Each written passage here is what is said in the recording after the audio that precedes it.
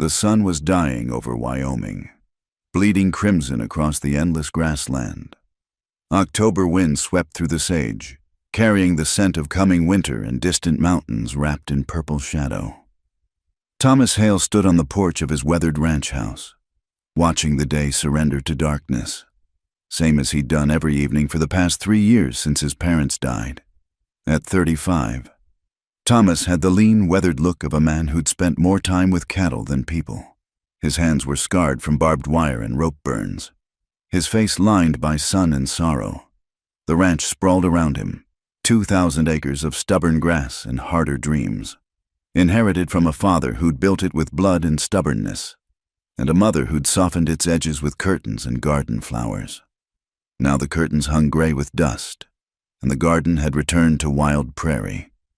He needed a cook, not a wife. Lord knew he'd given up on that notion after Sarah Mackenzie had run off with that smooth-talking banker from Cheyenne. Just someone who could make beans taste like something other than despair and keep coffee hot through the long winter ahead. The last cook, old Miguel, had headed south in September, claiming his bones couldn't take another Wyoming winter. Thomas couldn't blame him. The notice he'd posted at Morrison's General Store had been simple. Cook wanted, room, board, fair wages, inquire at the Broken Wheel Ranch, T. Hale. He'd ridden into town that morning to check for responses, expecting maybe a widow or an older woman looking for honest work. What he hadn't expected was Clara Mayfield. She'd been sitting in the dusty lobby of the Frontier Inn, a single carpetbag at her feet and a worn letter in her gloved hands. Even in the dim light filtering through grimy windows, she stood out like a dove among crows. Not beautiful in the painted way of saloon girls, but refined, with dark hair pulled back in a simple knot and clothes that spoke of Eastern sensibilities. A gray traveling dress that had seen better days but still held its shape. A cameo at her throat. Miss Mayfield? Thomas had approached, hat in hand, feeling suddenly conscious of the trail dust on his boots. She'd looked up with eyes the color of storm clouds, wary and measuring. "Mr. Hale, I presume?" Her voice carried the careful pronunciation of education, though he caught something else beneath it, a tremor of something held back. "Yes, ma'am. You answered about the cook position?" "I did." She folded the letter with precise movements, tucking it into her reticule. "I can cook, clean, mend. I've managed a household before." Thomas studied her. She couldn't be more than 25. Too young to be a widow, too well dressed to be desperate. Yet here she was, 1,000 miles from anywhere that grew women like her. "The ranch is remote, 20 miles from town, and winter's coming on hard. It's not easy living." "I'm not looking for easy, Mr. Hale." Something flashed in those gray eyes. Defiance, maybe, or determination. "I'm looking for honest work, and a place where questions aren't asked about matters that don't concern the quality of my cooking." That should have been his first warning, but Thomas had lived long enough to know everyone carried secrets west of the Mississippi. Hell, he had his own. "Can you make biscuits? Light as clouds and twice as good with honey? Coffee? Strong enough to float a horseshoe, if that's your preference." Despite himself, Thomas almost smiled. "When can you start?" "Today, if you'll have me." They'd settled terms quickly, $30 a month plus room and board. Sundays off. No questions about her past if she didn't ask about his. She'd gathered her single bag and followed him to the wagon without looking back at whatever she was leaving behind. The ride from town had been 20 miles of awkward silence. Clara sat straight-backed on the wagon seat, hands folded in her lap, eyes fixed on the horizon. Thomas tried once or twice to make conversation, pointing out landmarks, mentioning the ranch boundaries, but she responded with mere nods or single words. The October wind grew colder as they climbed into the foothills, and he noticed her thin shawl did little against it. "There's a buffalo robe under the seat," he offered. "I'm fine, thank you." But he saw her shiver and pulled the robe out anyway, draping it over her lap without comment. She stiffened at first, then slowly relaxed, pulling it up to her chin. "Thank you," she said again, softer this time. The sun was low when they crested the final ridge. Below them, The Broken Wheel Ranch spread out in the valley. The main house, barn, bunkhouse for the few hands he employed, various sheds and corrals. In the dying light, it looked almost peaceful. But Thomas knew better. He saw what she must see, isolation sharp as a blade, silence deep enough to drown in. It's very... Clara searched for a word. Remote. That bother you? She was quiet so long he thought she wouldn't answer. Then, no, remote is what I need. They descended into the valley as the first stars emerged. A wolf howled somewhere in the darkness, answered by another, then another, until the night filled with their wild chorus. Clara pulled the buffalo robe tighter but didn't comment. Thomas respected that. A woman who didn't spook at wolf song might last longer than old Miguel. The house was cold and dark when they arrived. Thomas lit lanterns while Clara stood in the doorway, taking in what would be her new world. He tried to see it through her eyes. The heavy furniture his mother had cherished now dulled with neglect.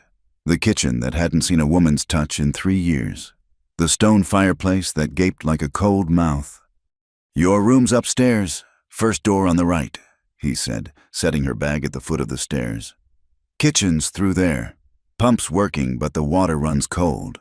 Woodbox needs filling. I'll get a fire going." She removed her gloves, finger by finger, studying the kitchen doorway. "When did you last eat a proper meal, Mr. Hale?" The question caught him off guard. "Can't rightly say." "Then I'll start tonight. Show me the pantry." He'd expected her to be tired from travel, to want to settle in first. Instead, she hung her shawl on a peg and rolled up her sleeves, revealing pale forearms that had never seen field work. Within an hour, she had the kitchen warm and something that smelled like heaven simmering on the stove. Thomas sat at the scarred wooden table, watching her work. She moved with economical grace, finding things by instinct. The good knives his mother had hidden in the back drawer, the cast iron pan that needed just a bit of bacon grease to sing. When she set a plate before him, beef and potatoes and carrots and rich gravy, biscuits that steamed when broken open, he had to close his eyes at the first bite. "It's good," he managed, then felt foolish for the understatement. She poured coffee, strong and black, then surprised him by pouring a cup for herself and sitting across from him. "Tell me about the ranch, Mr. Hale, the practical things. How many hands? What supplies we have? What you expect?" So he told her, grateful for the business-like conversation. 4 hands who ate breakfast and supper at the house, a root cellar half full, smokehouse with some beef and pork, plenty of flour and beans and coffee, winter coming on hard. He could smell it in the wind, see it in the way the cattle bunched together. "And what about you?" she asked when he'd finished. "What are your habits? When do you rise? What do you prefer to eat? Are there things you particularly dislike?" "Up before dawn. Usually, coffee first thing. I'm not particular about food. Been making do with whatever's quick." He paused, studying her face in the lamplight. "What about you, Miss Mayfield? Anything I should know?" Her expression closed like a door swinging shut. "I cook, I clean, I keep to myself. That's all you need to know." The sharpness of it stung, but Thomas recognized the sound of someone guarding their wounds. "Fair enough." She rose, gathering the dishes. "I'll need a few things from town. Spices, some fabric for curtains, lamp oil. I can make a list. I'll head in next week." "Thank you." She paused at the kitchen door, lamplight catching the silver threads of old grief in her eyes. "And Mr. Hale? I'm grateful for the work. I mean to earn my keep." After she'd gone upstairs, Thomas sat alone in the kitchen that already felt different with her presence. Through the window, stars scattered across the Wyoming sky like spilled salt. He thought about the way she'd pulled that buffalo robe around herself, the way she'd asked no questions about his own emptiness, the way she'd made his kitchen warm again. He didn't know what had driven Clara Mayfield to his door, what shadows chased her west. But as he banked the fire and headed to his own cold bed, he found himself hoping she'd stay through winter. The ranch needed more than a cook. It needed life again, even if it came wearing sorrow like a second skin. Outside, The wolves sang their ancient song to the rising moon, and the wind whispered secrets through the grass. In her room above, he heard floorboards creak as she moved about, settling into this new exile.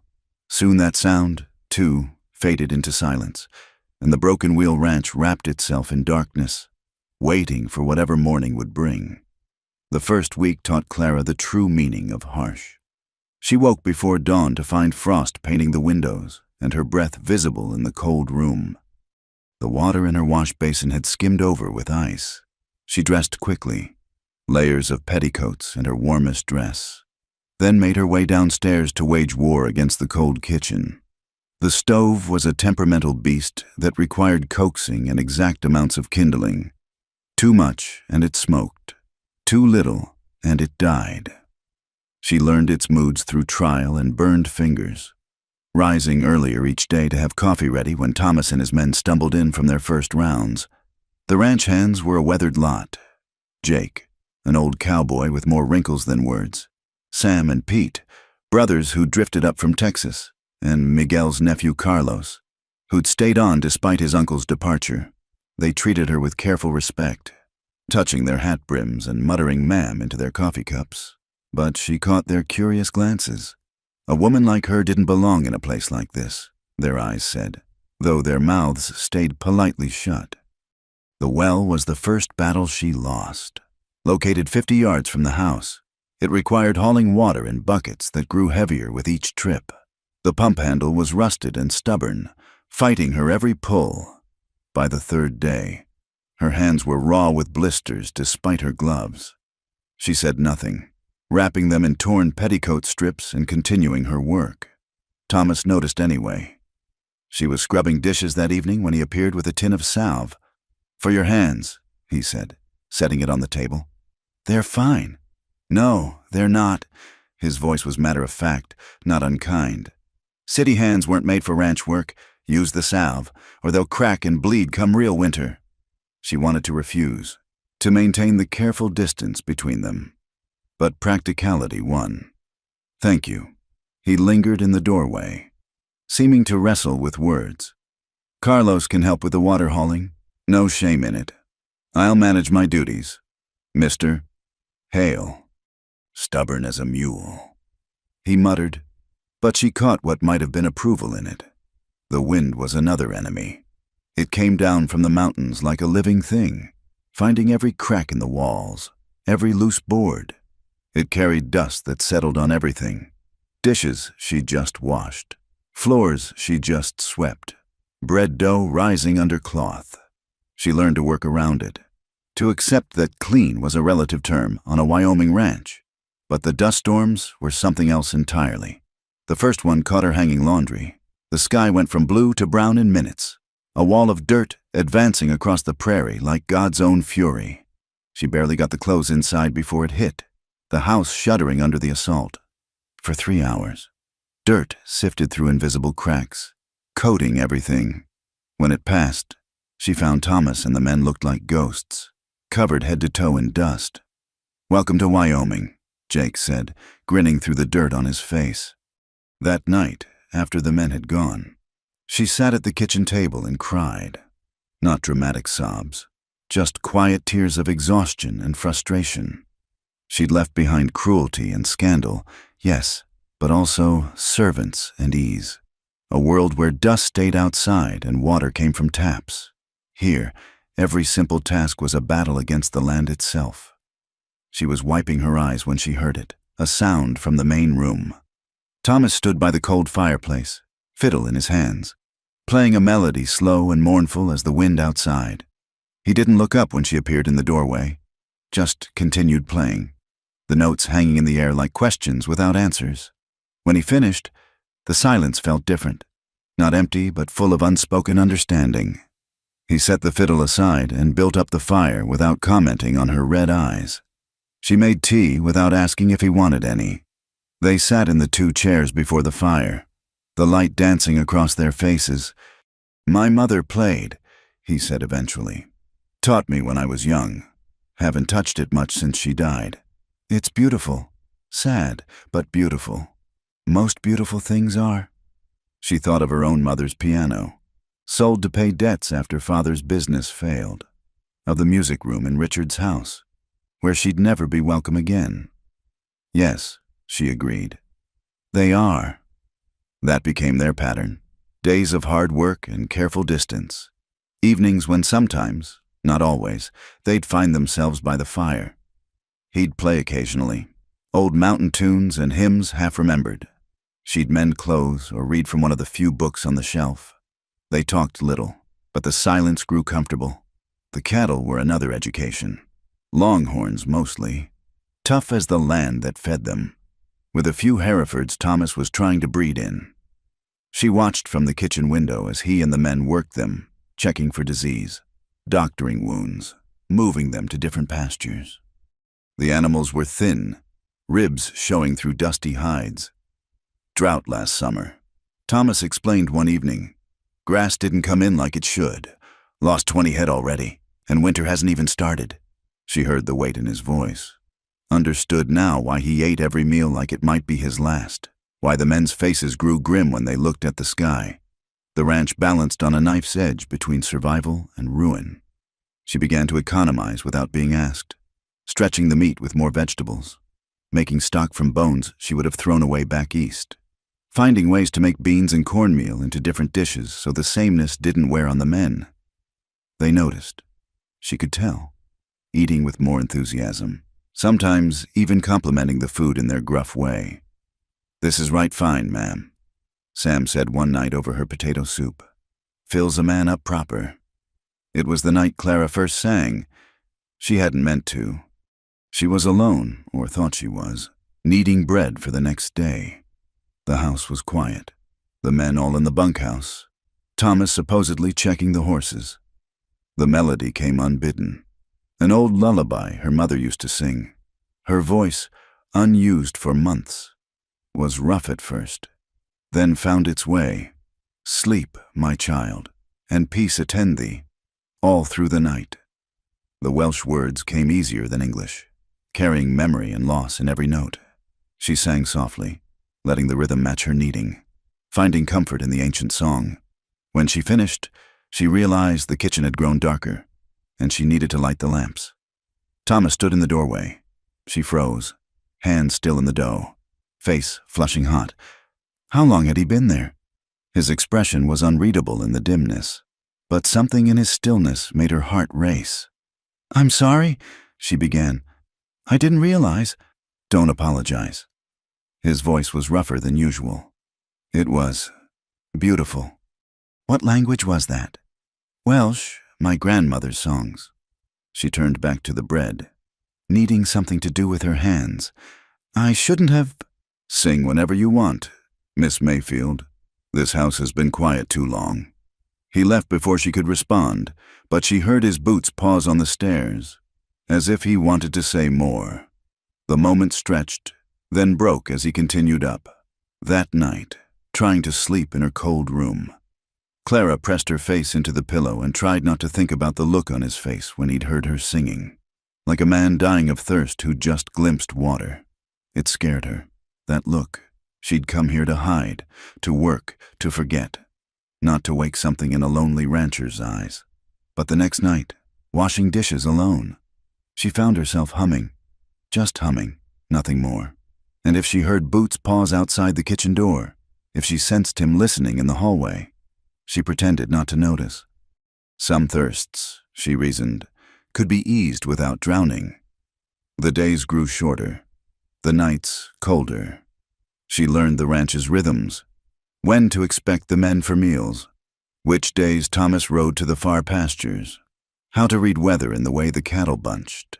She learned that Jake's gruffness hid a sweet tooth, that the brothers argued constantly but would die for each other, that Carlos sent half his wages to his mother in Santa Fe, and she learned about Thomas, not through words, he remained careful with those, but through observations, how he gave the best portions to his men, how he worked longer hours than anyone, shoulders bent under responsibility, how he touched his parents' photograph on the mantel each morning, like a blessing or a penance.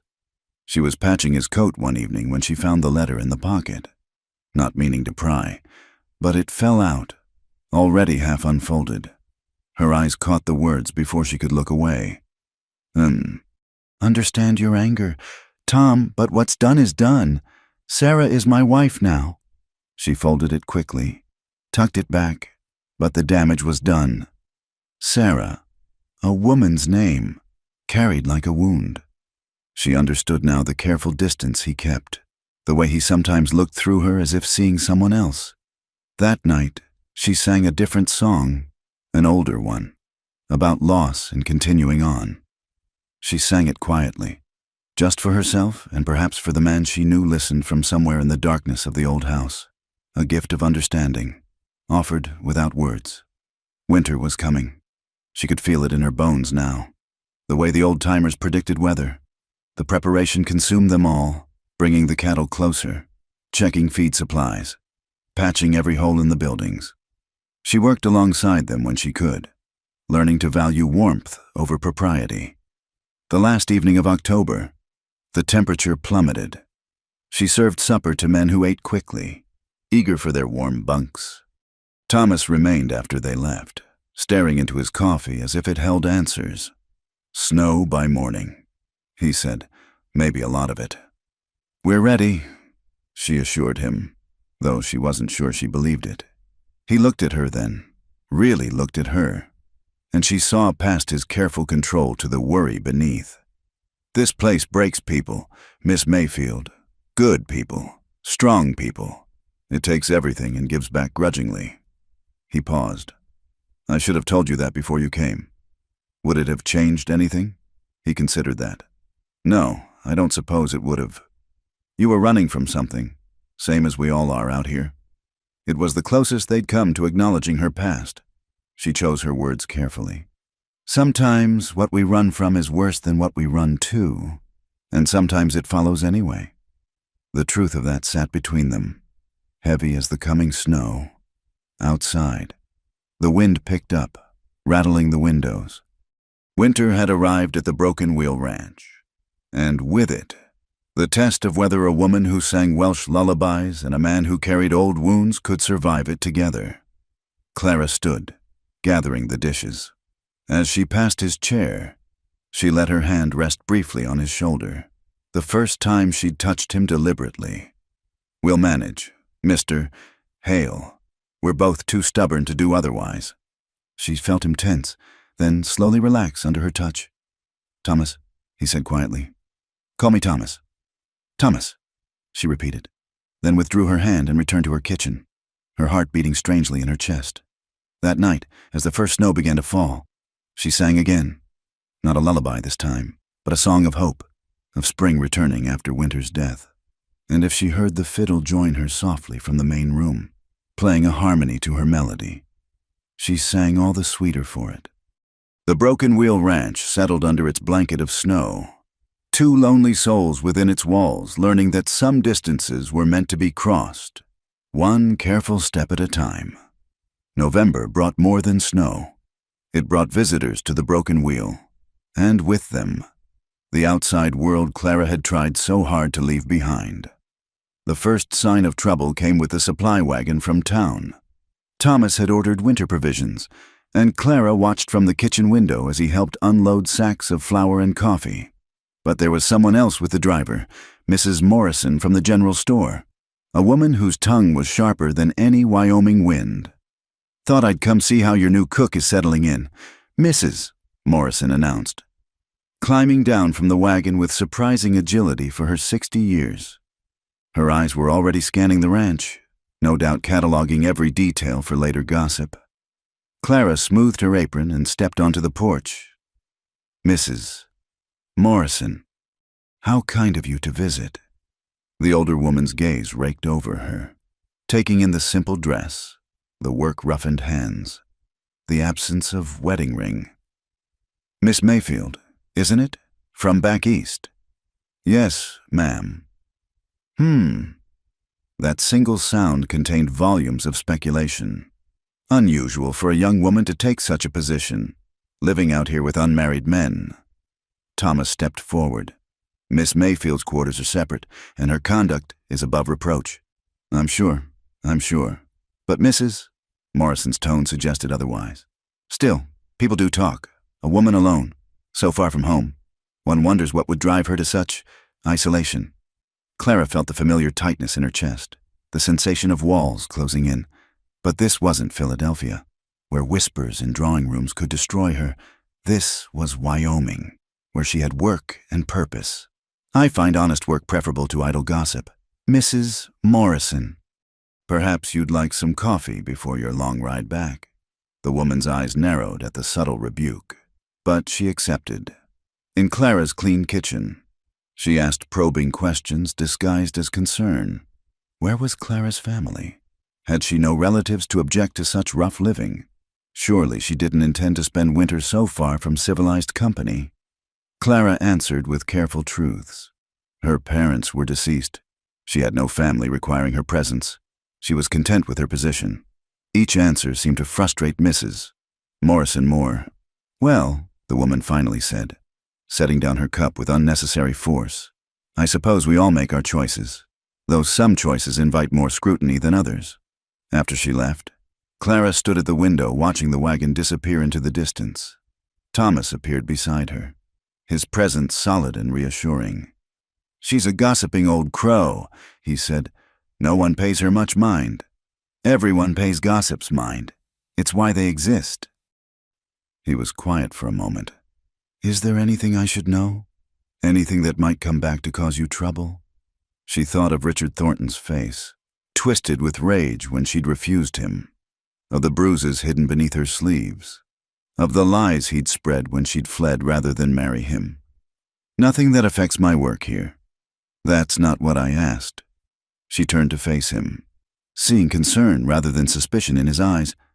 There was a man, a marriage arranged by my late father's business partner. I refused.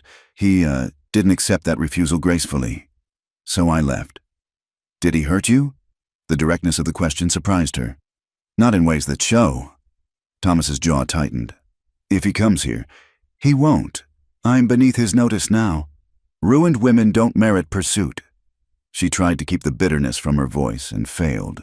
You're not ruined. His voice was fierce. You're the hardest working, most decent woman I've known. Anyone who says otherwise will answer to me. The vehemence of his defense made her eyes sting. She turned back to the window to hide it. Thank you, Thomas. But Mrs. Morrison's visit was just the beginning. The next week brought Josiah Brandt. Clara was in the garden, digging up the last of the potatoes before the ground froze solid, when she heard horses approaching. Multiple horses, riding hard. She straightened, shading her eyes against the pale sun. 4 men crested the ridge, Brandt in the lead. Even at a distance, she could see the arrogance in how he sat his horse, the expensive cut of his coat. He owned the Double B Ranch 10 miles north, and according to the hand's careful gossip, he wanted to own much more. Thomas emerged from the barn, rifle casual in his hands.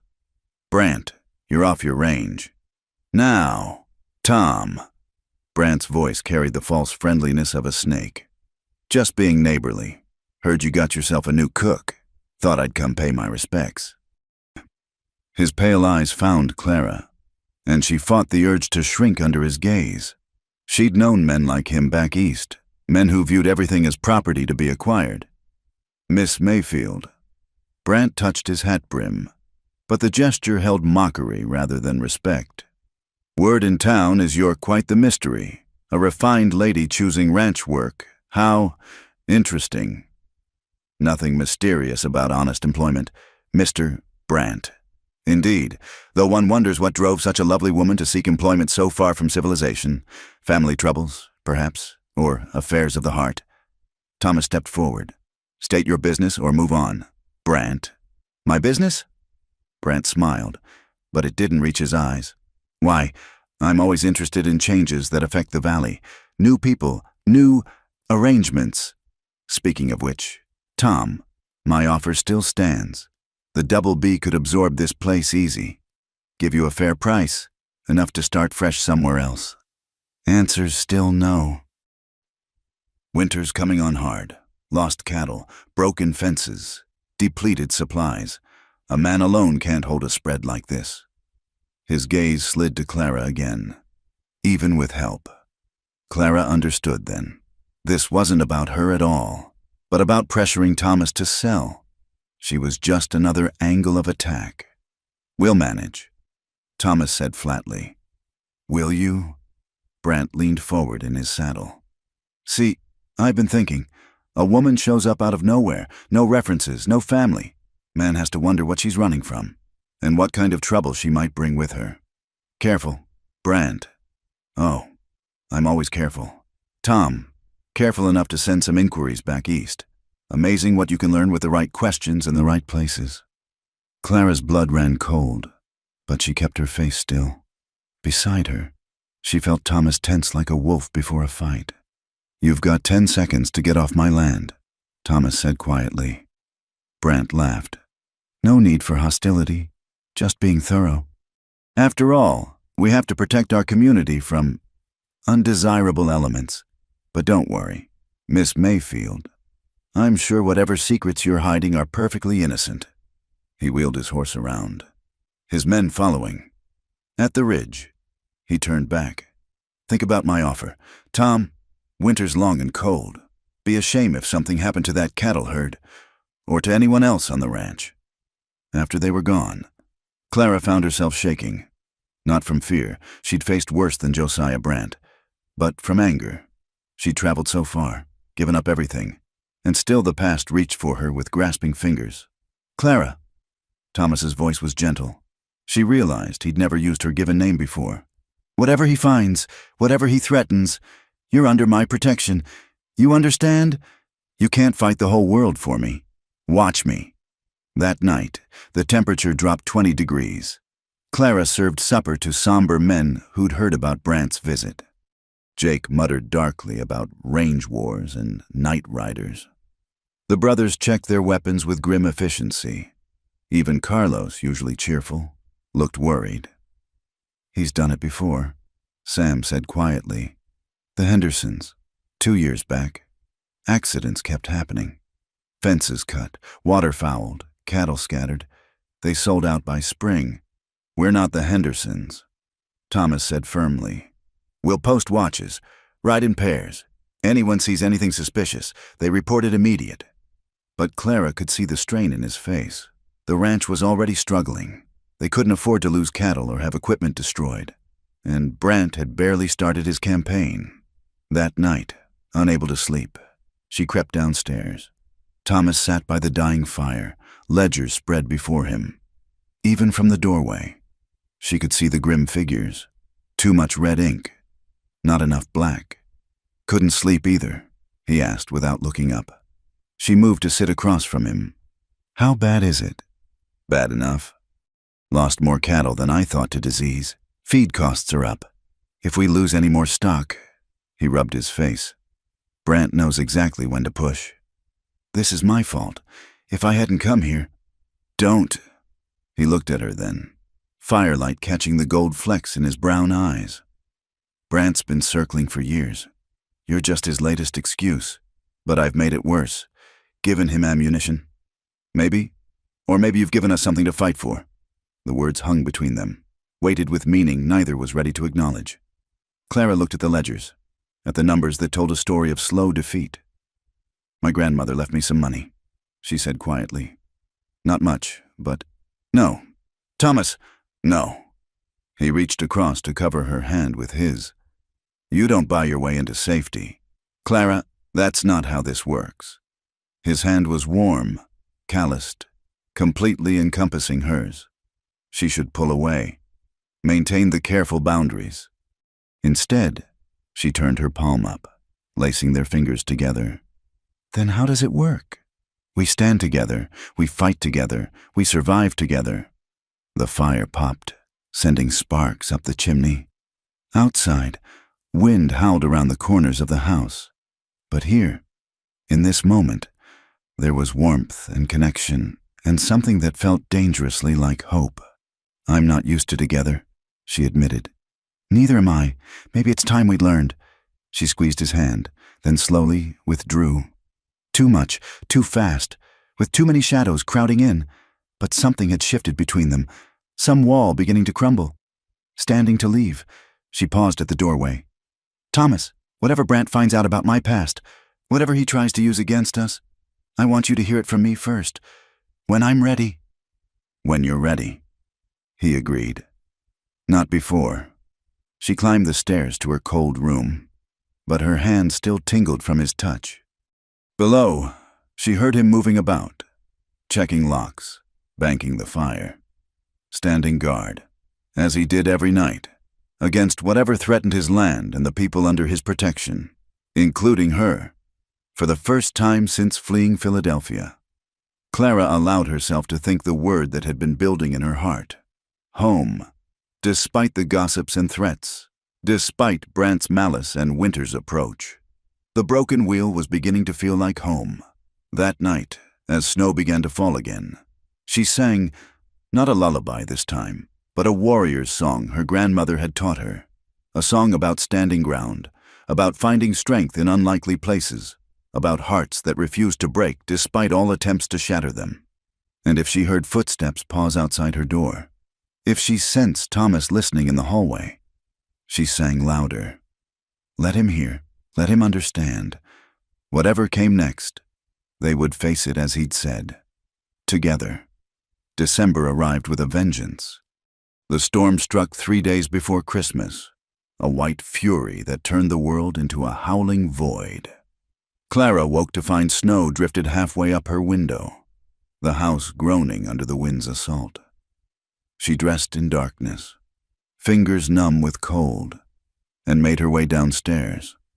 The kitchen was an icebox. The stove had died in the night, and frost glazed every surface. She set to work reviving it, blowing on frozen fingers between tasks. Thomas appeared as the first flames caught. His face was grim. Ice in his beard. "Lost visual on the herd. Need to get them into the near pasture before they drift. In this storm, no choice. Cattle bunch up in blizzards. Try to stay warm. If they drift into Dead Man's Gulch..." He didn't finish. Didn't need to. Clara heated coffee while he roused the hands. They stumbled in, wrapped in every layer they owned. Faces already raw from the brief walk from the bunkhouse. She served them quickly. Coffee, biscuits, dried beef, fuel for what lay ahead. "Stay together," Thomas instructed. "Rope between horses. If you can't see the man next to you, stop moving. We sweep the North Range first. Push everything south." They filed out into the white darkness. Clara pressed her face to the window but could see nothing beyond swirling snow. The wind screamed like something alive and hungry. Hours passed. She kept coffee hot, soup simmering, water boiling for when, if, they returned. The house felt hollow without their presence. Just her and the storm and the terrible waiting. Noon came and went. No sign of them. She paced, unable to settle to any task. The wind seemed to carry voices, cries for help that might be real or imagined. Every sound made her heart race. By 3 o'clock, she couldn't stand it. She wrapped herself in Thomas's mother's old buffalo coat, tied a rope around her waist, and secured the other end to the porch rail. Just to the barn, she told herself, just to see if the horses had returned. She made it 20 feet before the world disappeared. White above, white below, white in every direction. The wind struck like fists, driving snow into her face until she couldn't breathe. She turned back, following the rope hand over hand, and barely found the porch. Inside, shaking. She understood how easily the land could kill, how quickly a person could vanish into that white maw. And Thomas was out there, had been out there for hours. 4 o'clock, still nothing. She lit every lamp, putting them in windows as beacons. The soup had cooked down. She added water, kept it ready. Her grandmother's voice came unbidden. "When you can do nothing else, sing. Songs carry farther than prayers." So she sang, standing at the kitchen window. She raised her voice against the storm. Welsh hymns, Appalachian ballads, anything that might carry through the white darkness. Her throat grew raw, but she didn't stop. If they were lost, if they were trying to find their way back, maybe they would hear, maybe it would guide them home. Full darkness fell. Then, through the wind's howl, she heard it, the barn door slamming. She flew outside, lantern in hand. Shapes materialized from the white. Horses, men, Thomas in the lead. They stumbled into the kitchen like the walking dead. Ice sheathed them, turning clothes to armor, beards to white masks. Jake collapsed into a chair, hands too frozen to hold the coffee cup she pressed on him. Sam and Pete huddled by the stove, shaking uncontrollably. Carlos was missing. "Where?" she began. "Coming," Thomas managed through chattering teeth. "Broke off to help a calf. He'll make it."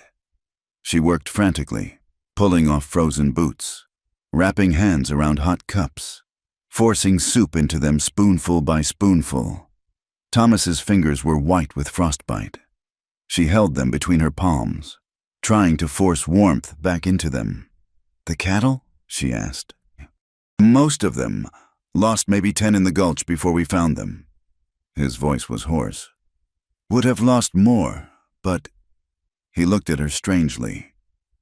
"We heard singing. Through the storm, followed it back." The kitchen door burst open.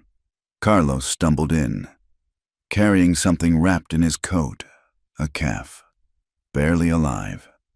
He laid it by the stove, and Clara grabbed feed sacks to rub circulation back into its legs. "Damn fool thing to do," Jake muttered, but his tone held admiration. They spent the next hour thawing out, man and beast alike. Clara kept the coffee coming, the soup hot. Slowly, life returned to frozen limbs. The calf even managed to stand, wobbling on stick legs. When the hands finally trudged back to the bunkhouse, Thomas remained. He sat by the stove, staring at his bandaged hands. Clara had treated the frostbite as best she could, but he'd lose fingernails at least. "You saved us," he said quietly. "That singing, we were turned around, couldn't find the buildings. Then Jake heard it, said it was like a lighthouse in the dark. I had to do something." "You always do something. Never seen a woman work like you do, fight like you do." He looked up at her. "Why? Clara, what drives you so hard?" She sank into the chair across from him. Perhaps it was the storm, the brush with death, the strange intimacy of survival. Perhaps she was simply tired of carrying secrets. "My father was a good man but a poor businessman. When he died, we discovered debts, so many debts. His partner, Richard Thornton, offered a solution. Marriage to him would clear everything, save my mother from poverty. But you refused. Not at first. I thought it was duty, but Richard—" She pulled her shawl tighter. "He showed his true nature gradually, controlling, cruel. When I finally said no, he was furious. Said I'd let him on, ruined his reputation. He spread rumors that I was loose, unstable, a fortune hunter who'd tried to trap him." Her voice dropped. "The night I left, he came to the house, said if I wouldn't be his wife, I'd be something else. I ran, took what money I could find and ran." Thomas's damaged hands clenched. "If he ever shows his face here, he won't. I'm nothing to him now. Just a story to tell at his club, about the desperate woman who threw herself at him. The old shame burned, but less than before." "Mrs. Morrison was right to wonder about me. I am ruined, by society's standards. Society can go to hell." The vehemence in his voice made her look up. His eyes held a fury she'd never seen before, but it wasn't directed at her. "You survived," he continued. "You got away, found work, made a place for yourself. That's not ruin, that's courage." "Is it? Sometimes I think I'm still running, still letting him control my life." "No." Thomas leaned forward.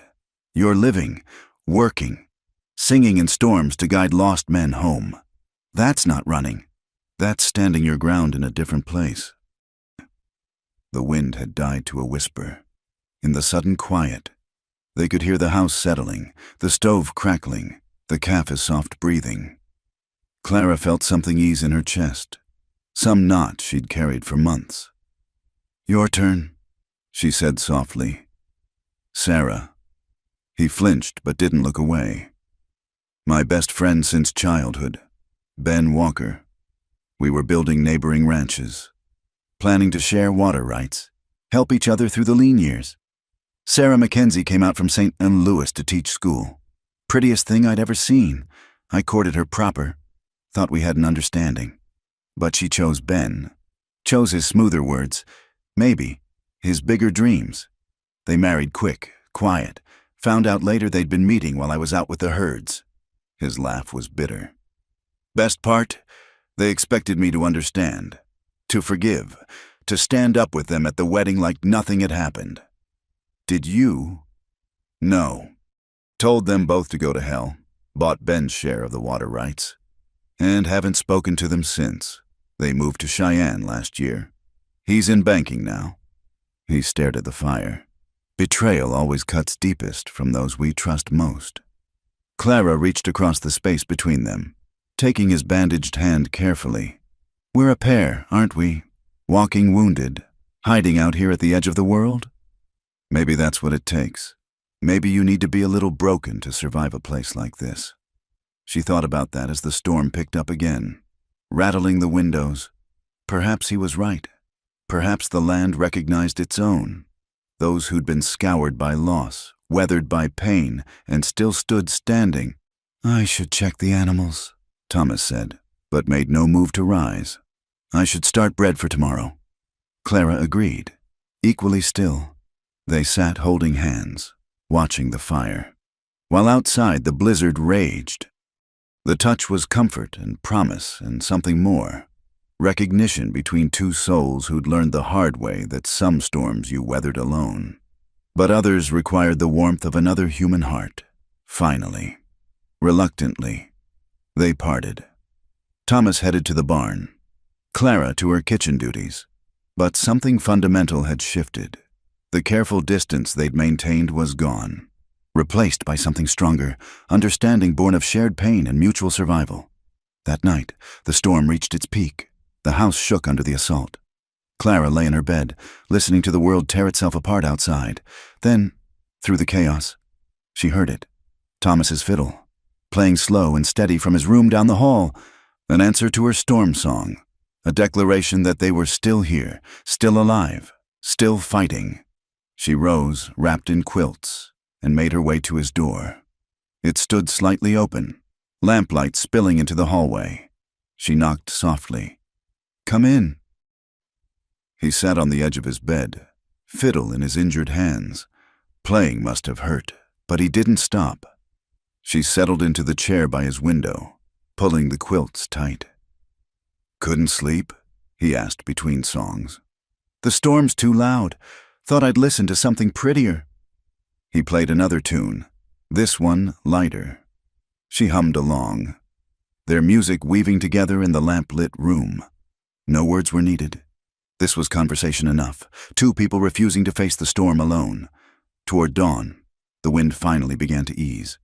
Clara had dozed in the chair, waking to find Thomas adding wood to his small stove. Gray light filtered through the frosted window. Storm's breaking, he said. She rose, quilts falling away. They stood at the window together, watching the world remake itself in white. Drifts reached the roof in places. Trees bent double under snow's weight. But the sky was clearing, stars fading into dawn. We survived, she said. We did. She turned to go, propriety reasserting itself with the daylight. But at the door, she paused. Thomas, that song you played, the last one, what was it? Something my mother used to sing, about finding home in unexpected places. It's beautiful. So was your singing. In the storm. He met her eyes. Don't know that we'd have made it back without it. You'd have found a way. You always do. Maybe, but I'm glad I didn't have to try alone. The words held weight beyond the storm, beyond the night's intimacy. Clara nodded, understanding, and slipped back to her room. There would be consequences for this closeness, gossip to face, boundaries to navigate. But for now, they'd survived the blizzard. Together. As she dressed for the day's work, she heard the men stirring, voices calling as they dug out from the storm. There would be damage to assess, animals to tend, paths to clear. But they were alive, all of them, and the ranch still stood. She descended to her kitchen, lit the stove, started coffee, normal things, routine things, but somehow different now.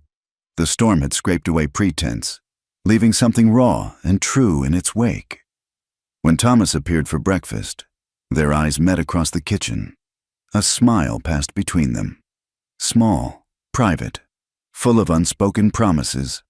Then the hands tumbled in, full of stories about the storm, and the day's work began. But Clara knew, and she sensed Thomas knew too, that something had fundamentally changed in the white darkness of the blizzard. They were no longer two separate people sharing a space. They were partners in all the ways that mattered. The realization should have frightened her. Instead, as she served breakfast to men who'd risked their lives for the ranch, as she watched Thomas organize the day's repairs despite his injured hands, as she felt the solid presence of community around her, Clara felt something she hadn't experienced in years: peace. The storm had passed. They'd survived. And in surviving, they'd found something worth fighting for, not just the ranch, but each other. Whatever came next, whatever challenges Brant or Winter or the world threw at them, they'd face it as they'd faced the blizzard, standing together against the storm. The peace after the storm lasted exactly 3 days.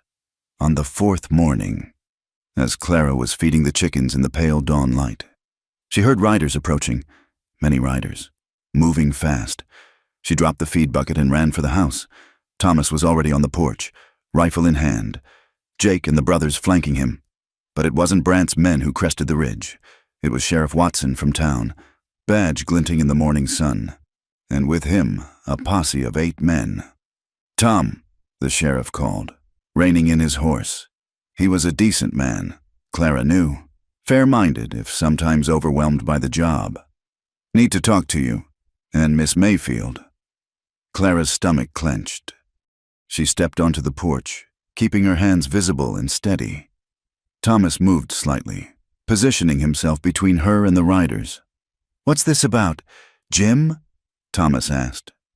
The sheriff dismounted, looking uncomfortable. "Got a wire yesterday. From Philadelphia. Man named Richard Thornton claims Miss Mayfield stole from him. Substantial sum. He's pressing charges. Wants her arrested and returned for trial." The words hit Clara like physical blows, but she kept her chin up. She'd known this might come, had been waiting for it in the dark hours of too many nights. "That's a lie," she said clearly. "I took nothing that wasn't mine." "Maybe so, ma'am, but I've got a warrant, legal and proper. Need you to come with us." Thomas stepped forward. "Now hold on. No, Tom." Watson's voice held warning. "Don't make this harder than it needs to be. I've got a job to do." Clara saw Thomas's knuckles whiten on the rifle. Jake and the brothers were coiled tight, ready to fight. For her. These men who'd known her only months were ready to face down the law for her. The realization nearly broke her composure. "I'll come," she said quietly. "Let me get my coat." "Clara, no." Thomas turned to her, eyes blazing. "We'll get a lawyer. Fight this. With what money? And while I sit in jail waiting?" She touched his arm gently. "I won't have bloodshed over lies. I'll go." She went inside, hands shaking as she pinned on her hat. Through the window, she could see Thomas arguing with the sheriff, gesturing angrily. But Watson stood firm, and his men looked nervous, hands near their weapons. When she emerged, Thomas caught her arm. "This isn't over," he said fiercely. "I'll follow right behind. Get you out on bail." "No." She pulled free gently. "The ranch needs you. The men need you. Don't abandon everything for me. Clara, promise me." She met his eyes, trying to pour everything she felt into that look. "Promise you'll take care of things here. Don't let Brant win because you're chasing after me." His jaw worked, but finally he nodded. "I promise. But this isn't over." The sheriff helped her mount one of the spare horses. As they prepared to leave, Jake stepped forward. "Miss Clara, that song you was singing, about warriors, sing it in that jail. Let 'em know what kind of woman they're dealing with." The gruff kindness nearly undid her. She managed a nod, then followed the sheriff down the path she'd traveled months ago, leaving the broken wheel behind. The ride to town was a blur. Watson tried to be kind, assuring her the jail had a separate cell for women, that he'd telegraph for a judge right away. But Clara barely heard him. Her mind was racing, trying to think how Richard had managed this. What supposed theft could he claim? Then she remembered. Her mother's jewelry, sold to fund her escape. Richard had given it to her mother, called it early wedding gifts, but there had been no wedding, so by his twisted logic. The jail was everything she'd feared. Cold stone, barred windows, the smell of despair and unwashed bodies. Watson's promised separate cell was a corner partitioned by hanging blankets. She sat on the narrow cot, listening to the drunk in the next cell retch and moan. Hours passed. Through the small window, she watched the sun arc across the sky. No one came. No food, no water, no word of what would happen next. The other prisoners called out crude suggestions until Watson threatened them into silence. Near sunset, she heard commotion outside, raised voices, Thomas's among them. Her heart leaped, but she forced herself to stay seated. Whatever he was trying, she couldn't let him make things worse. Watson appeared at her cell. "Got a visitor, 5 minutes." It wasn't Thomas. Mrs. Morrison stood outside the bars, triumph poorly hidden behind a mask of concern. "My dear, what a terrible situation." "Of course, I'm not surprised. When a woman of questionable reputation takes up with rough men." "Did you come to gloat, Mrs. Morrison? Or did you have a purpose?" The woman's eyes hardened. "I came to offer advice. Confess. Throw yourself on the court's mercy. Perhaps they'll be lenient. Given your obvious difficulties, I have nothing to confess. Pride goeth before a fall. Miss Mayfield, or should I say, Miss Thornton. Yes, I've been corresponding with Mr. Richard Thornton, such a respectable gentleman, heartbroken over your betrayal." She leaned closer. "He's coming, taking the train. Should be here within the week to see justice done." Clara's blood turned to ice. Richard, here. The thought of facing him again, of being dragged back to Philadelphia in chains. Mrs. Morrison smiled at her expression. "Perhaps now you'll consider your options. A full confession might spare you the worst of it." After she left, Clara sat in the gathering darkness, fighting despair. Richard was coming. He'd stand in court, handsome and respectable, spinning his lies. Who would believe her? A woman who'd fled in the night, taken work beneath her station, lived among rough men. She'd be painted as desperate, unstable, criminal. She was still sitting in darkness when Watson returned. "Got another visitor, and before you ask, I couldn't keep him out if I tried." Thomas entered, and Clara flew to the bars. He caught her hands through them, his warmth chasing away some of the cold that had settled in her bones. "Are you hurt? Have they fed you?" "I'm fine. Thomas, you shouldn't be here." "The hell I shouldn't." He glared at Watson. "She needs a lawyer, Jim, and decent food, and blankets that don't have fleas. I'm doing what I can. Tom, Judge will be here day after tomorrow." "Not good enough." Watson sighed. "It's all I got. Now say your piece. You've got 3 minutes." When he left, Thomas pressed closer to the bars. "Listen to me. Carlos rode to Laramie to find a lawyer. Jake and the boys are watching the ranch. I'm staying in town until this is sorted." "Thomas, no. The ranch." "Will survive a few days without me. You're what matters now." Mrs. Morrison was here. She said, "Richard's coming. On the train." Her voice broke on his name. Thomas's expression turned dangerous. "Let him come. You don't understand. He's convincing, charming. He'll make everyone believe. I don't give a damn what he makes people believe. I know the truth. That's enough." "Is it? In a court of law, with him in his fine suit and me in a jail cell?" Thomas was quiet for a moment. Then, "Tell me exactly what he's claiming you stole." "My mother's jewelry. I think he gave her pieces over the years. Called them gifts. But after I refused him, he probably decided they were conditional gifts. Loans against a marriage that didn't happen." She laughed bitterly. "He's clever. It's just plausible enough." Do you have any proof they were gifts? My mother's dead. It's my word against his. Then we'll find another way. His hands tightened on hers. Clara, look at me. I've fought drought, disease, blizzards, and men who wanted to take everything I'd built. I'll be damned if I let some eastern bastard take you away. Watson returned too soon. As Thomas reluctantly released her hands, he leaned close. That song Jake mentioned, sing it tonight. Sing it loud. You're not alone in this.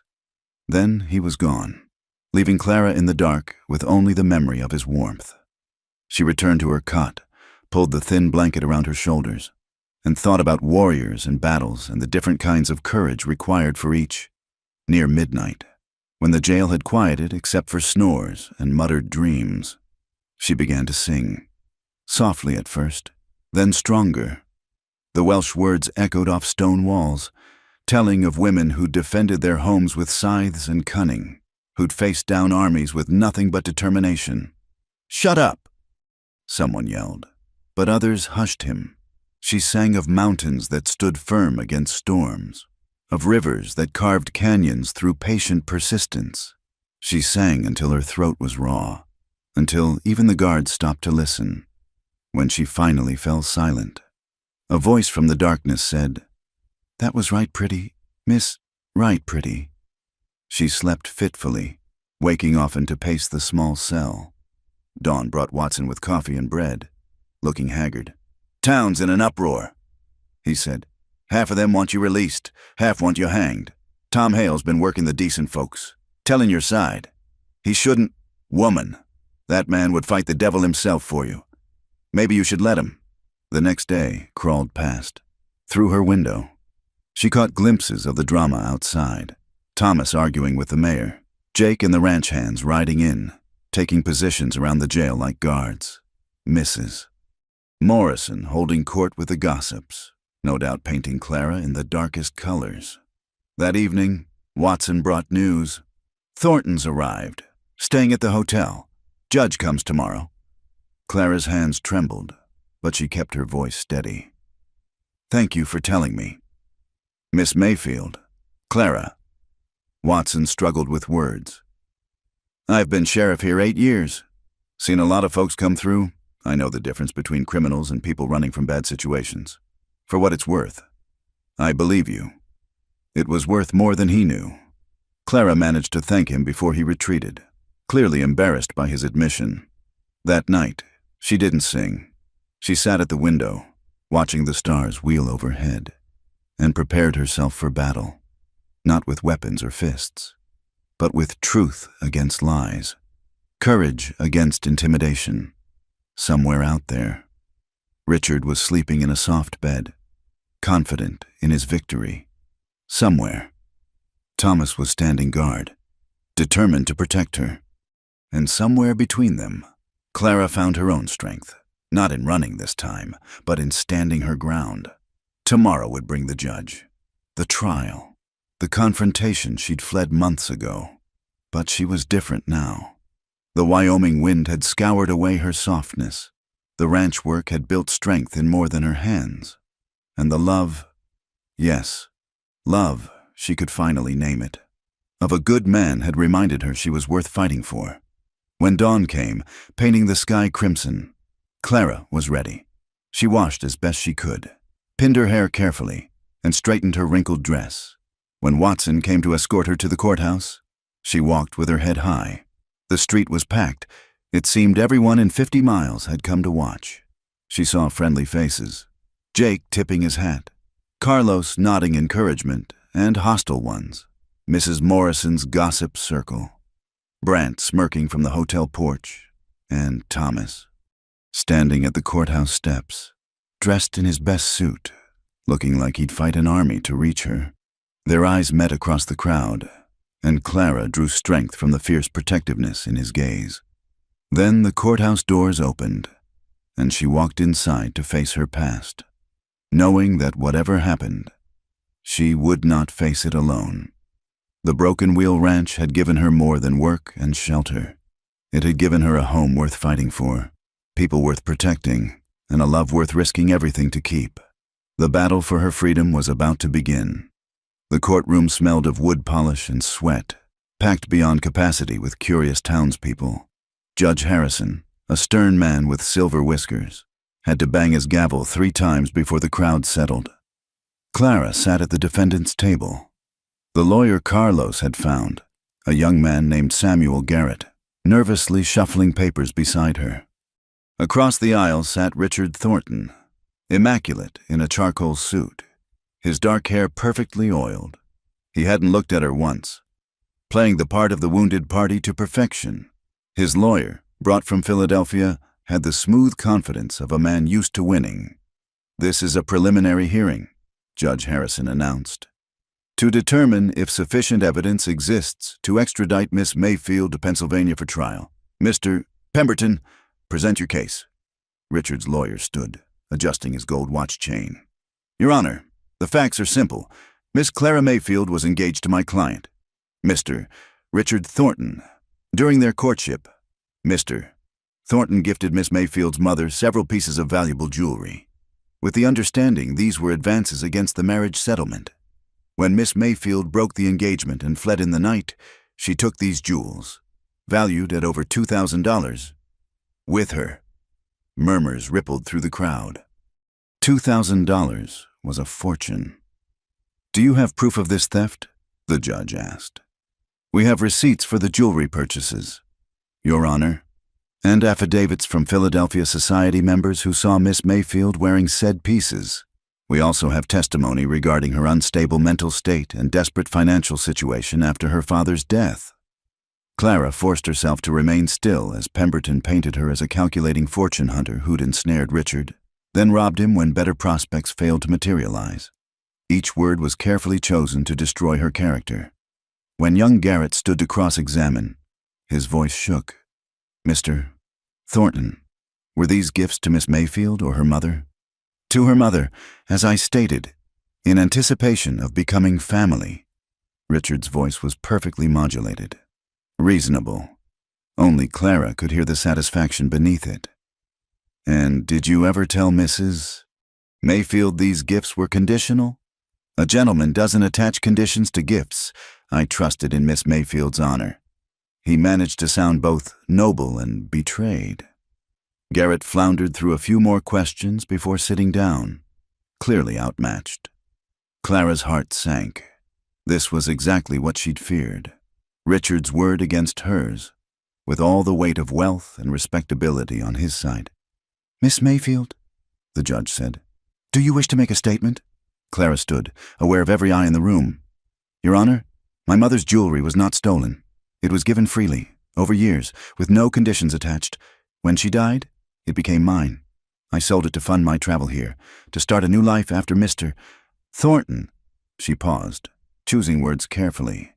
"After he made it clear I had no future in Philadelphia." "Because you broke our engagement," Richard interrupted, his mask slipping. "Led me on for months, then humiliated me."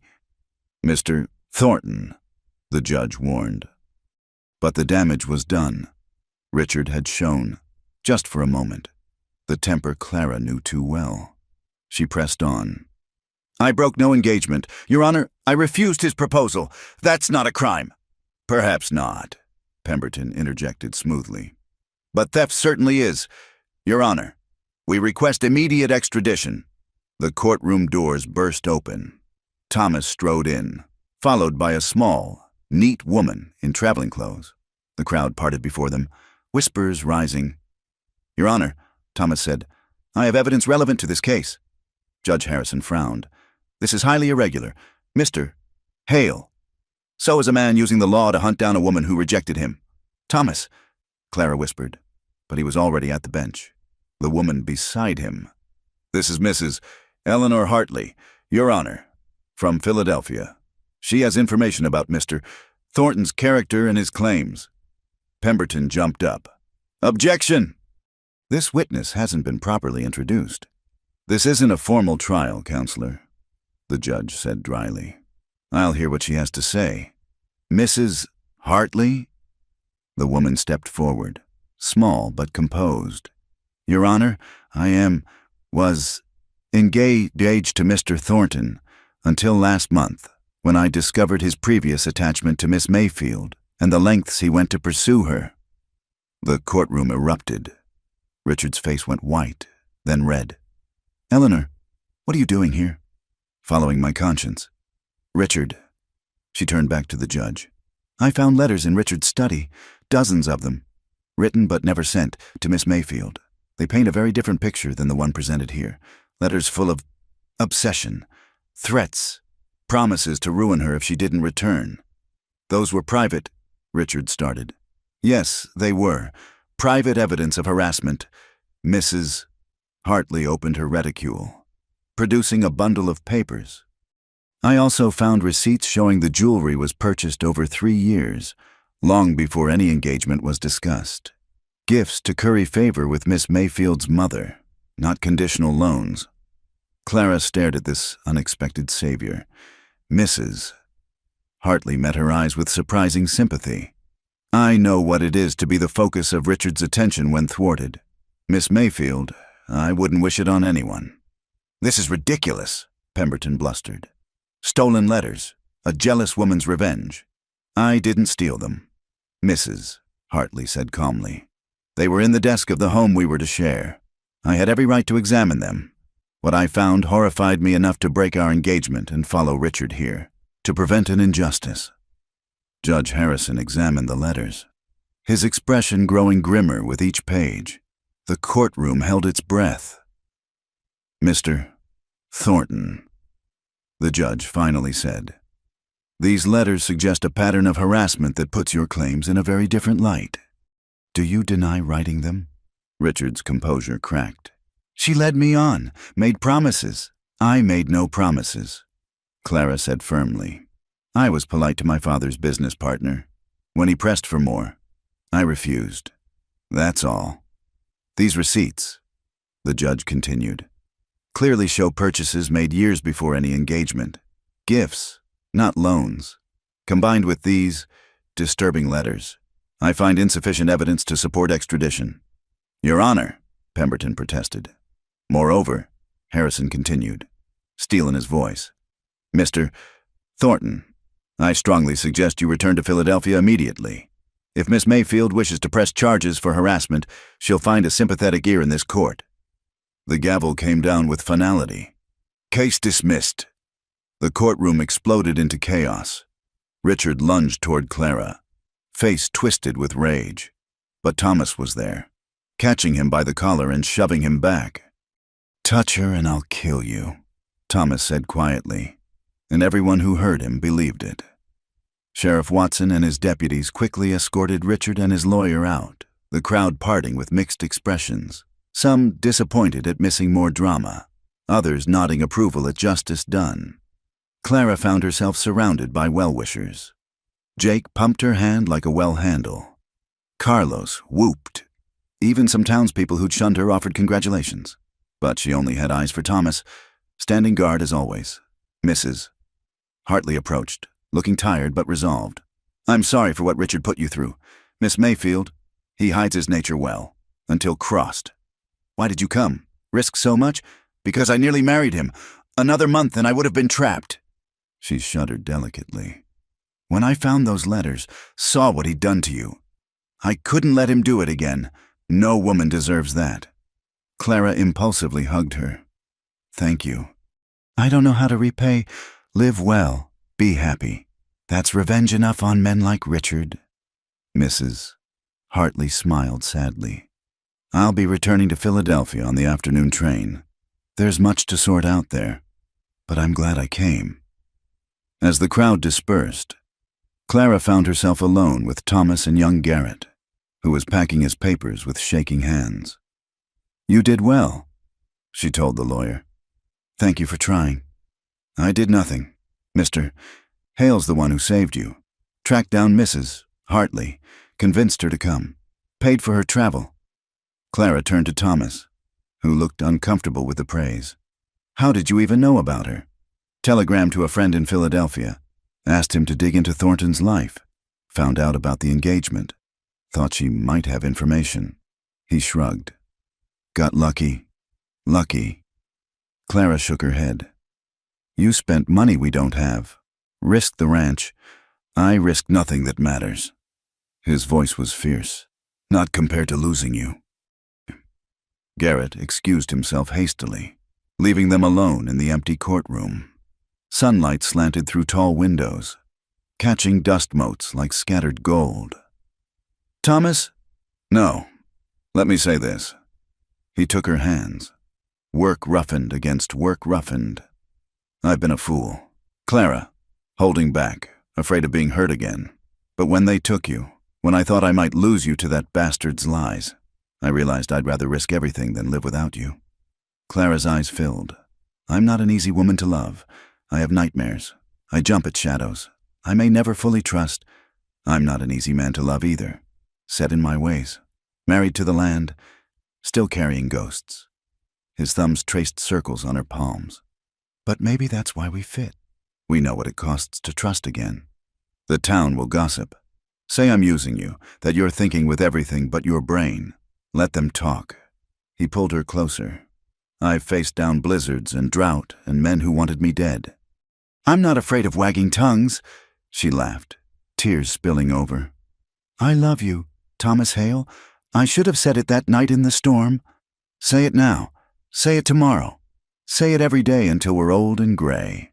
I love you, she repeated, and he kissed her there in the courthouse, with sunlight and dust motes bearing witness, when they finally broke apart, both breathless. He rested his forehead against hers. Come home, Clara. The ranch needs you. I need you. Yes, she said simply. Yes to all of it. They walked out together into the noon sun. The street had cleared, most folks returning to their business, but a small group waited by the horses. Jake and the hands, Mrs. Hartley preparing for her journey, even Sheriff Watson looking pleased. About time, Jake muttered, but he was grinning.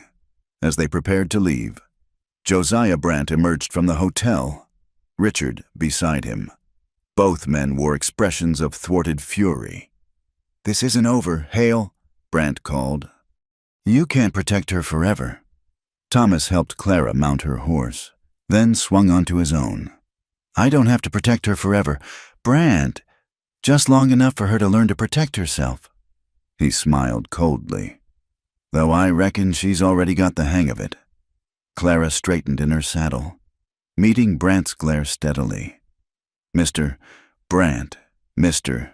Thornton, you're both men who believe power gives you the right to take what you want, but you're wrong. Some things can't be taken. They can only be freely given.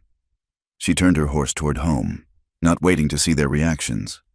Thomas and the hands fell in around her, a protective guard she no longer needed but deeply appreciated. As they rode out of town, Clara began to sing, not the warrior song this time, but something lighter, a song of homecoming, of spring after winter, one by one. The men joined in, their rough voices harmonizing with hers. The Broken Wheel Ranch waited in the distance, no longer a refuge but a home. There would be challenges ahead. Brandt wouldn't give up easily, and scars took time to heal. But for now, Clara allowed herself to feel the joy of it, freedom, justice, and love, all one in a single morning. So, Thomas said, riding close beside her, about that judge mentioning marriage settlements. Clara laughed, free and clear as mountain water. Are you proposing Mr. Hale? Might be, if I did it proper, not in a courtroom with half the county watching. I might say yes, if you asked proper. Tonight then, by the fire, with the fiddle playing. I'll wear my best dress, the one that isn't covered in jail dust. They smiled at each other, two souls who'd found their way through darkness to this moment of light. Behind them, the town faded into memory. Ahead, the mountains rose eternal, and between them, the ranch spread out like a promise of work and struggle. Yes, but also of belonging. Clara was going home. Not running this time, not hiding, but riding straight and true toward the life she'd chosen and the man she loved. The past had been faced and defeated. The future stretched ahead, bright with possibility. And somewhere in the vast Wyoming sky, She could swear she heard her grandmother's voice on the wind, singing the old songs of women who'd fought for their freedom and won. The weeks following the trial brought an unexpected peace to the Broken Wheel Ranch. Word had spread through the valley about Clara's vindication and Thomas's fierce defense of her. Some folks warmed to her, offering nods of recognition in town. Others remained cold, but their whispers held less venom now. Even Mrs. Morrison seemed subdued, though Clara suspected she was merely regrouping for future gossip. Thomas had been true to his word about proposing properly. That first night back, he'd played his mother's favorite waltz on the fiddle while Clara prepared supper. Then, as she'd turned from the stove, she'd found him on one knee in the kitchen, holding out a simple gold band. "It was my mother's," he'd said. Dad gave it to her when they proved up their first claim. Nothing fancy, but it lasted through everything life threw at them. Clara had said yes before he could finish, dropping to her knees to kiss him among the flour bins and potato sacks. It wasn't the grand proposal she might have dreamed of in her Philadelphia days, but it was perfect for who they'd become. Now, 3 weeks later, she stood in her small room, putting on her best dress, blue wool that brought out her eyes, carefully mended where it had torn during ranch work. Sarah Henley, the blacksmith's wife who'd become an unexpected ally, was pinning up Clara's hair. "Never thought I'd see Tom Hale married," Sarah said around a mouthful of hairpins. "That man's been alone so long. Some of us figured he'd forgotten how to be otherwise." "He hasn't forgotten," Clara said softly. "He just needed time to trust again." "Don't we all?" Sarah stepped back to admire her work. "There.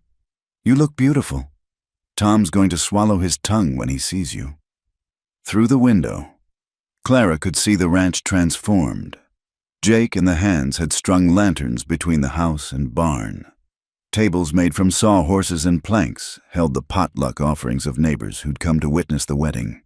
Not everyone in the valley, but enough. Enough to show that Clara Mayfield was no longer an outsider. A knock at the door made her heart jump. "Come in." But it wasn't Thomas. Sam and Pete entered, looking uncomfortable in their clean shirts and slicked-back hair. "Miss Clara," Sam started, then cleared his throat. "Me and Pete, we wanted to say something before things get all official. You gave us a chance when others wouldn't." Pete continued. "We got records, you know. Did time for rustling down in Texas when we were young and stupid. Tom hired us anyway, but we always felt like we had to prove ourselves. Then you came," Sam picked up. "Treated us decent from the start. Never looked at us like we were less than. That means something." Pete pulled out a small, wrapped package. "We made this together. It ain't much, but—" Clara unwrapped it carefully. Inside was a wooden spoon, the handle intricately carved with flowers and vines. The work was beautiful, delicate, clearly a labor of love. "It's perfect," she said, tears threatening. "I'll treasure it always." The brothers shuffled their feet, embarrassed by emotion. "Well, we better get— just wanted you to know. You got family here, not just Tom." After they left, Clara sat holding the spoon, marveling at how much had changed. She'd arrived seeking solitude and found community, sought work and discovered love, run from one life and built another, stronger and truer than what she'd left behind. Another knock. This time it was Carlos, grinning wide. "It's time, Senora. The preacher's here, and Don Thomas is wearing a hole in the ground with his pacing." Clara rose, smoothing her skirts. No father to walk her down the stairs. No bridesmaids or flower girls. But as she descended, she saw Jake waiting at the bottom, dressed in what might have been his Civil War uniform, brass buttons gleaming. "Figured you might need an arm to lean on," he said gruffly. "If that's acceptable." "More than acceptable." She took his offered arm, feeling the tremor in it. This rough old cowboy was nervous for her sake. They walked out into the March afternoon, unseasonably warm. The Chinook winds having chased winter back into the mountains. The assembled crowd turned to watch. Ranchers and their wives, townspeople who'd made the journey, all the hands from neighboring spreads. Not a society wedding, but something better. real. And there was Thomas, standing with a circuit preacher under an arch Jake had built from pine branches. He wore his good suit, the one from the trial, but this time his face held joy instead of fear. When he saw her, his expression softened into something that made her knees weak. "Who gives this woman?" the preacher asked when they reached the makeshift altar. "I reckon she gives herself," Jake answered. "But we all stand witness that it's a good match." Murmurs of agreement rippled through the crowd. Clara took Thomas's hands, feeling their familiar calluses, seeing her future in his eyes. The ceremony was simple, traditional vows. Nothing fancy, but when Thomas said, "I do," his voice carried across the ranch with the same certainty he used to call cattle home. And when Clara echoed him, she felt the last chains of her old life fall away. "I now pronounce you man and wife," the preacher intoned. "You may kiss your bride." Thomas drew her close, one hand cupping her face with infinite tenderness. "Hello, Mrs. Hale," he whispered. "Hello, Mr. Hale," she whispered back. Their kiss was brief, mindful of the audience. But it held promises of longer kisses to come, of nights by the fire and mornings waking together. The crowd erupted in cheers, and suddenly Clara was being hugged by people she barely knew, everyone wanting to wish them well. The celebration that followed was unlike any wedding reception Clara had attended in Philadelphia. No orchestras or champagne fountains. Instead, fiddles and guitars appeared.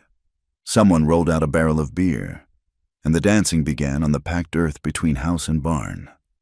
Clara found herself passed from partner to partner, Jake demonstrating a surprising grace, the ranch hands taking turns with exaggerated formality, even Sheriff Watson claiming a dance.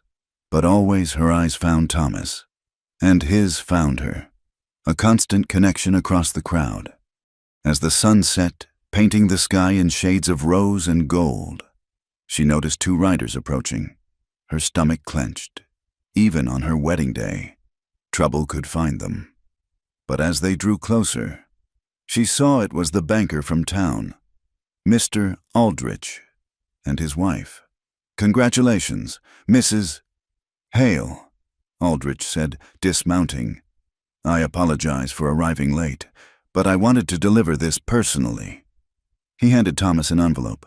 "The note on your ranch, paid in full." Thomas frowned. "That's not possible.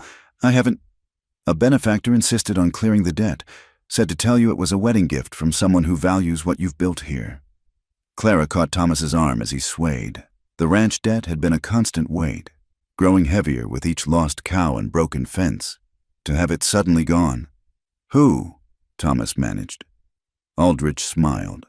"I'm sworn to secrecy, but they said you'd understand when I mentioned that second chances shouldn't be wasted on looking backward."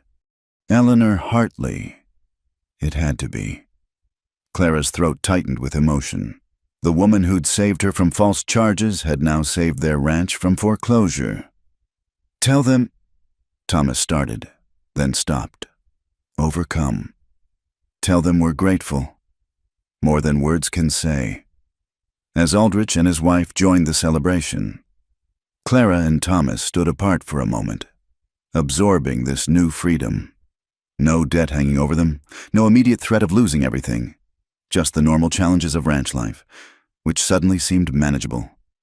"We're going to make it," Thomas said wonderingly. "We are," Clara agreed, then, with a mischievous smile. "But first, you owe me a dance. Husband—" He swept her into his arms as the fiddles struck up a waltz. Around them, their community celebrated, rough men and work-worn women who understood that happiness was earned, not given. Above them, stars emerged one by one, and the mountains stood eternal guard. "No regrets?" Thomas asked as they swayed together. "None. You. Only that I didn't find you sooner. You found me exactly when we both needed it." Clara said, "When we were ready." As if summoned by their joy, other couples joined the dancing. Sarah Henley with her husband, the banker and his wife. Even Jake awkwardly steering Mrs. Morrison around the makeshift dance floor. The Broken Wheel Ranch had become, for this night at least, the center of something larger, a community celebrating resilience and new beginnings. Later, much later, after the guests had gone and the hands had stumbled off to the bunkhouse, Clara and Thomas sat on the porch steps, watching the moon rise over the grasslands. Her wedding dress was dusty from dancing, his jacket abandoned somewhere in the house. But they were married, truly married, and the future stretched before them full of possibility. "Sing for me," Thomas requested. "That Welsh lullaby, the one from your first night here." Clara leaned against his shoulder and sang, her voice carrying across the quiet ranch. But this time, the song held no sorrow, no longing for what was lost. Instead, it spoke of gratitude, of home found and love discovered. When she finished, they sat in comfortable silence, watching clouds drift across the moon. Then Thomas stirred. "Clara, that name doesn't suit you anymore." She pulled back to look at him. "What do you mean?" "Clara was the woman who ran, who hid, who survived alone. But you're not her anymore. You're stronger, braver. You need a name that fits who you've become." "And what name would that be?" He considered. "I've been thinking of you as Grace, because that's what you brought to this place. Grace and music and life." Clara, no, Grace, felt tears slip down her cheeks. To be renamed by love, to be seen so clearly and cherished so deeply. "Grace Hale," she tested. "Yes, that's who I am now." They rose together, hand in hand, and walked into their house. Their home. Tomorrow would bring work, cattle to tend, meals to cook, fences to mend. Brant would surely cause more trouble, and the ranch would face other challenges. But tonight, Grace Hale sang in her kitchen while her husband played fiddle by the fire. Tonight, the Broken Wheel Ranch sheltered not just two lonely souls, but a family, found, chosen, and bound by something stronger than law or blood. Tonight, the past was truly past, and the future was theirs to build. As Grace blew out the last lantern and followed Thomas upstairs, she heard the wind pick up outside, carrying the scent of spring grass and possibility.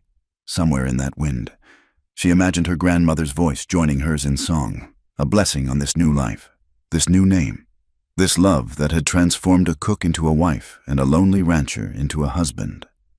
The Broken Wheel Ranch settled into sleep, complete at last. And in the morning, when the sun painted the mountains gold and the cattle called for tending, Grace and Thomas Hale would rise together to meet whatever came next. Partners, always. Spring came to Wyoming like a blessing that year, painting the grasslands green and filling the streams with the snowmelt. The Broken Wheel Ranch thrived under Grace and Thomas's partnership. Without the crushing debt, they could invest in better breeding stock and repair long-neglected equipment. The hands worked with renewed vigor, knowing their jobs were secure. Grace had fully grown into her new name and role. She still cooked and kept house, but also rode out with Thomas to check the herds, learning to read the land's moods and the cattle's needs. Her hands, once soft, were now strong and capable. Her songs still filled the evening air, but now Thomas's fiddle always joined her, creating harmonies that spoke of contentment and shared purpose. Even Josiah Brant seemed to have retreated, his attempts at harassment dwindling after Clara's trial and the ranch's mysterious benefactor. Some whispered he'd found other targets for his ambitions. Others said he was simply biding his time. Grace didn't care, as long as he stayed away from their land and their people. It was a morning in late May when everything crystallized into perfect clarity. Grace stood on the porch, watching the sun rise over the mountains, a cup of coffee warming her hands. The ranch spread before her, cattle grazing peacefully, the garden she'd planted beginning to show green shoots, smoke rising from the bunkhouse where Jake was undoubtedly complaining about his creaking bones. Thomas emerged from the barn, pausing to look up at her. Even at this distance, she could see his smile, the way his whole face changed when he saw her. He raised his hand in greeting, and she waved back, feeling that familiar warmth bloom in her chest. "You coming to help with the branding?" he called. "After I get bread rising," she called back. Someone has to keep you cowboys fed." His laughter carried across the yard, rich and full. Grace realized she'd never heard him laugh when she first arrived. Now it came easily, frequently, a sound as natural as wind through grass. As she turned to go inside, movement on the ridge caught her eye. A lone rider, moving fast. Her heart clenched. Even months of peace hadn't erased the instinct to fear unexpected visitors. But as the rider drew closer, she recognized Carlos, returning from his supply run to town. He reined in hard at the porch, his usual cheerful face serious. "Senora Grace, you need to see this." He handed her a letter, addressed in elegant script. Grace's hands trembled slightly as she opened it. The return address was Philadelphia, but the handwriting wasn't Richard's. "My dear Clara," it began, and she recognized Eleanor Hartley's hand. "I hope this finds you well and happy in your new life. I write with news I thought you should hear. Richard Thornton is dead." Grace sank onto the porch step, continuing to read. Richard had challenged another man to a duel over some perceived slight, his temper finally leading to his end. He died instantly, leaving behind debts and scandals that would have ruined any wife he'd managed to trap. "You are truly free now," Eleanor wrote. "Whatever shadows he cast over your future have died with him. I thought you should know, so you can finally put that chapter completely behind you. Live well, dear Clara, or should I say Grace? Yes, I heard about your marriage and your new name. How fitting. Live well, Grace Hale, and never look back." Thomas appeared at her side, having seen her distress. She wordlessly handed him the letter, watching his face as he read. "How do you feel?" he asked when he finished. Grace considered. "Free. Sad for the waste of his life. Grateful I escaped." She looked up at her husband. "But mostly, I feel finished with it all. That life, that person I was, it's like reading about a stranger." Thomas pulled her close, and she breathed in the familiar scent of leather and hay and home. "Good. Then let's live the life we've built, not the one you left." That evening, they held their own private ceremony. Grace burned Eleanor's letter in the fireplace, watching the last tangible connection to her old life turn to ash. Then she and Thomas walked out to the hill behind the house, where his parents were buried. "Ma, Pa," Thomas said simply. "This is Grace, my wife. I think you'd have loved her. She's brought music back to the ranch and laughter and hope. We're going to be all right." Grace knelt and placed wildflowers on both graves. "Thank you," she whispered, "for raising a son who knows how to love through fear, who fights for what matters, who builds rather than tears down. I promise to take care of him and the legacy you left." They stood together as the sun set, painting the sky in brilliant oranges and purples. Below them, the ranch settled into evening routines. Jake's harmonica joined the twilight chorus of birds and insects. The cattle lowed softly as they bedded down. Smoke rose from the chimney of the house that was now truly home. "No more looking back," Grace said. "Only forward." Thomas agreed. They walked down the hill hand in hand, toward the warm lights of home. Behind them, the mountains stood eternal guard. Above them, the first stars appeared in the vast Wyoming sky, and between them, love had built something stronger than either could have imagined when a lonely rancher posted a notice for a cook, and a desperate woman answered the call.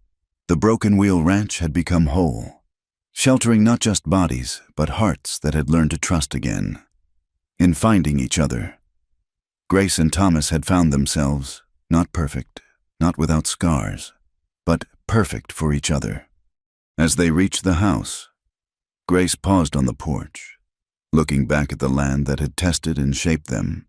Tomorrow would bring its own challenges. Calving season, summer droughts, the endless work of ranch life.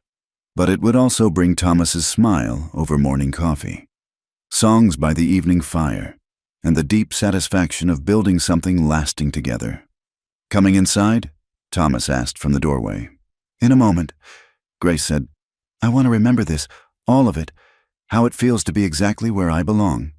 He came to stand beside her. understanding without words. Together they watched the night settle over their land, their home, their life. Then Grace began to sing, not a Welsh lullaby or a warrior's song, but something new, a song of gratitude and joy, of love found and homes built, of two broken people who'd discovered they were stronger together than apart. Thomas's fiddle joined her from inside the house, the melody carrying across the ranch and beyond. Into the vast Wyoming night, it was a declaration and a promise, a testament to the power of second chances and the courage to trust again. The lonely rancher had wanted a cook. The desperate woman had needed a job. But in the end, they'd both found so much more: a partner, a home, and a love that would weather whatever storms came next. The Broken Wheel Ranch stood strong against the darkness, a beacon of hope in the wilderness. And inside, Grace and Thomas Hale continued their duet, their music telling the story of how two lost souls had found their way home to each other. Thank you for listening to this Wild West love story. Where are you enjoying this tale from? Please comment below and let's connect. Don't forget to subscribe to the From Wild West channel and share your thoughts about Grace and Thomas's journey. Your support means everything.